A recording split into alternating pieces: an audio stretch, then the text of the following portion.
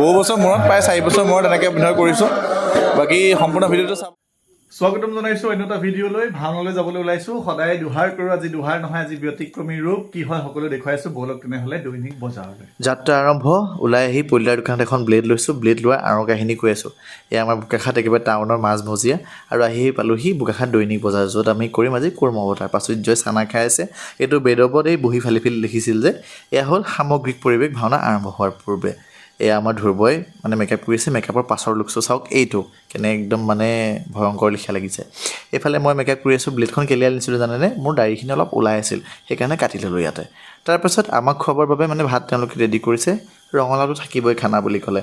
পাছত এইফালে মোক মানসে সুন্দৰকৈ সজাইছে। ভাইটিজনৰ নামটো পাহৰিছোঁ, ঢপলিয়াই হয়, ক্ষমা কৰিবা, নেক্সট বাৰ তোমাৰ নামটো লৈ ল'ব লাগিব।